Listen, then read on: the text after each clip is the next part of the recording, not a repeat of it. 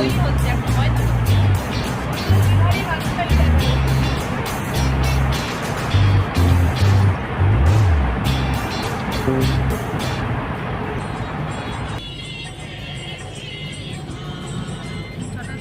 আমরা সোলাং ভ্যালির জন্য বেরিয়েছি। প্রথমে সোলাং ভ্যালি যাবো, দেন অটল টানেল।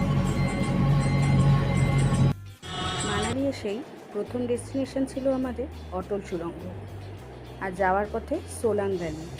কিন্তু সোলাং ভ্যালিটা আমরা পরে যাব, আগে অটল সুড়ঙ্গ করে রোটাং পাস হয়ে দেন ফেরার সময় সোলাং ভ্যালি সবই আপনাদের সঙ্গে শেয়ার করব। অটল সুড়ঙ্গের আরেকটি নাম হলো রোটাং সুড়ঙ্গ, যা একটি মহাসড়ক, লে মানালি মহাসড়ক। পীর পাঞ্জাল রেঞ্জের মধ্যে এটি অবস্থিত। 8.8 কিলোমিটার দীর্ঘ, যা ভারতের দীর্ঘতম সুড়ঙ্গগুলির মধ্যে অন্যতম। এত লম্বা সুড়ঙ্গ, যা 9.28 কিলোমিটার লম্বা, চেনানি নাসরি টানেল বা উধমপুর পাটনিটপ টানেল এবং মানালি এবং কিলংয়ের দূরত্ব 60 কিলোমিটার হ্রাস করেছে। সুড়ঙ্গটি 3100 মিটার উচ্চতায় অবস্থিত, তবে রোটাং পাস থেকে 3978 মিটার উচ্চতায় এবং মানালি থেকে 51 কিলোমিটার দূরে অবস্থিত। 2017 সালের অক্টোবরে দক্ষিণ ও উত্তর থেকে বিস্ফোরণ শেষ হওয়ার পর সুড়ঙ্গের উৎখনন সম্পন্ন হয়। 2019 সালে সম্পূর্ণ সুড়ঙ্গটি জনসাধারণের জন্য খোলা হয়েছে। প্রাকৃতিক সৌন্দর্য দেখতে দেখতে আমরা অটল টানেলের কাছাকাছি চলে আসলাম। দূরে দেখতে পাচ্ছেন বরফে ঢাকা পাহাড়, আমরা কিন্তু ওখানেই যাব। অটল টানেলে বিশাল লাইন পড়েছে। আধ ঘন্টার জন্য গেটটা বন্ধ করা হয়েছে, কারণ একটু আগে আর্মিদের গাড়ি গেছে, তাই আধ ঘন্টা পর আবার গেট খুলবে। গেট খুলেছে, আমরা অটল টানেলের দিকে ঢুকছি এবার। সারা বছর কিন্তু এই অটল টানেলের মুখ খোলা থাকে না।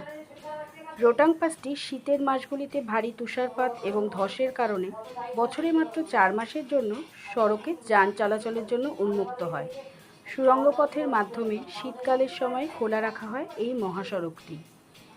লের অন্য পথটি হল শ্রীনগর / কার্গিল লে মহাসড়ক, যা জজিলা পাসের মাধ্যমে লাদাখে পৌঁছায়।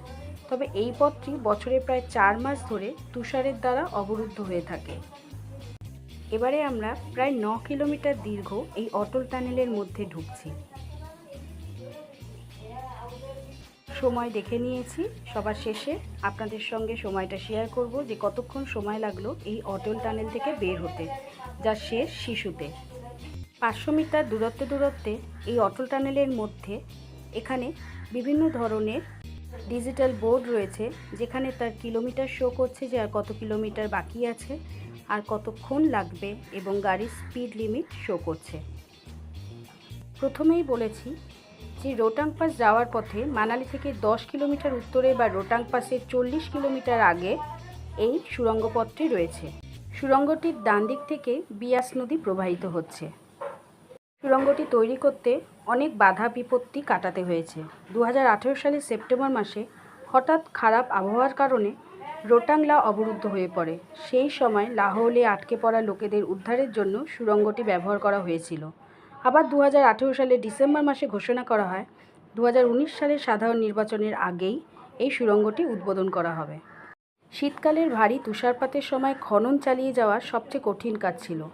সুড়ঙ্গ তৈরির জন্য খনন উভয় প্রান্ত থেকেই করা হয়। যাই হোক, রোটাং পাসটি শীতকালে বন্ধ হয়ে গেলে সুড়ঙ্গের উত্তর প্রান্তে প্রবেশযোগ্যতা ছিল না এবং খনন কাজ শুধুমাত্র দক্ষিণ প্রান্ত থেকেই করা হতো। সমগ্র সুড়ঙ্গের প্রায় 1/4 উত্তর প্রান্ত থেকে খনন করা হয়েছিল এবং দক্ষিণ প্রান্ত থেকে পুরো সুড়ঙ্গের 3/4 সুড়ঙ্গ খনন করা হয়েছিল। সুড়ঙ্গের দিকে যাওয়ার পথে 46টির বেশি হিমবাহের স্থান ছিল। বুঝতে পারছেন কতটা বড় ছিল এই সুড়ঙ্গ? ছিল না, এখনও আছে।